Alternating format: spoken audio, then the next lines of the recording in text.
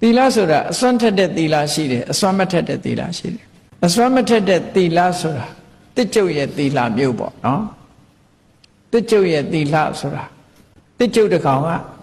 သူ့အနီးပါးမှာသူစားเสียဖမ်းเสียကြိုက်เสียသားကောင်မတွေ့ဘူးသမင်တရေစတဲ့သူဖမ်းလို့ရမဲ့တရားတကောင်မှမတွေ့တဲ့အခါကျစဉ်းစားတယ်တဲ့ဟာလဲဖမ်းပြီးတော့စားเสียသမင်တရေတကောင်မှမရှိဘူးငါနာအဲ့တော့မစားရမဲ့တူတူတော့ငါဥပုသ်ဆောင်တာကောင်းတယ်ဆိုပြီးတော့ဥပုသ်ဆောင်နော်ငါမဲ့တူတူဥပုသ်ဆောင်တဲ့တဘောအဟုတ်ဆောင်တာလားလို့ဆိုသူ့ကိုစုံစမ်းလို့တမင်အောင်ဆောင်ပြီးရှေ့ကဖြတ်ပြေးတဲ့အခါကျတော့ဥပုသ်တာထားငါရတုံးစားလိုက်အောင်မယ်ဆိုထလိုက်တဲ့နော်ထားလိုက်တော့တမင်မမိလိုက်ဘူးမမိလိုက်တဲ့အခါမှာတခါပြန်ပြီးတော့ကဲမမိမဲ့တူတူပြန်ပြီးဥပုသ်ဆောင်လိုက်အောင်မယ်ဆိုအဲ့ဒီသီလမျိုးကအခြေအနေရဆောင်တဲ့သီလမျိုးတွေနော်ရှင်ဘာသီလလေးစောင့်တည်ထားတယ်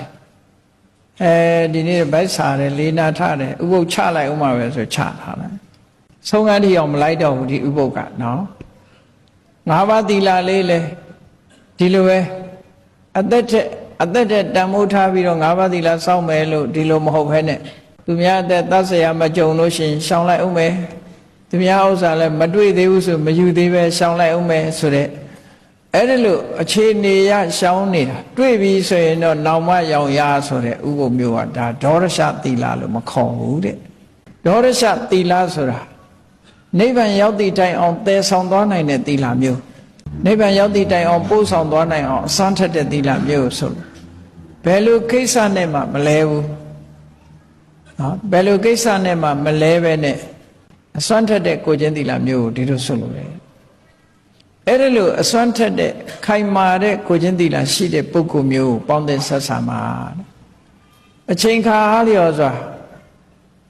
တာမန်သီလဆောင်တဲ့ပုဂ္ဂိုလ်မျိုးလို့မဟုတ်ဘဲနဲ့ကိုချင်းတရားကိုအခိုင်အမာအသက်ပေးပြီးတော့စောင့်ရှောက်တဲ့ပုဂ္ဂိုလ်မျိုးနဲ့ပေါင်းတဲ့ဆက်ဆံမှာလို့ဒီလိုဆိုတာဝတ္တဝန္တံအရိယံကိုချင်းတရားတွေစောင့်တည်ပြီးတော့ကျင့်သုံးတယ်စောင့်တည်ပြီးတော့ကျင့်သုံးတယ်အဲ့ဒီကျင့်သုံးတဲ့အကျင့်တရားတွေကလည်းသူတော်စင်တွေလိုက်နာတဲ့အကျင့်တရားတွေပေါ့အဲ့ဒီလိုအကျင့်တရားတွေစောင့်တည်ပြီးတော့ကျင့်သုံးတတ်တဲ့ပုဂ္ဂိုလ်မျိုးအရိယဆိုတာအကုသိုလ်တွေကကင်းကင်းရှင်းရှင်းနေတယ်မြင့်မြတ်တယ်ဆိုတဲ့ပုဂ္ဂိုလ်မျိုးအဲ့ဒီလိုသူတော်ကောင်းမျိုးကိုတဲ့အသိဉာဏ်ရှိနဲ့အသိဉာဏ်ရှိပြီးတော့ကောင်းမြတ်တဲ့စိတ်နေသဘောထားရှိတဲ့အဲ့ဒီလိုပညာရှိမျိုးကိုစိတ်ကကြပါတဲ့မြတ်စွာဘုရားအဲ့ဒါကြမှာစုံစည်းမှုဟာကြီးမားသောအကျိုးကျေးဇူးရှိတဲ့စုံစည်းမှုမျိုးဖြစ်မှာပဲအကျိုးကြီးမားတဲ့စုံစည်းမှုဖြစ်မယ်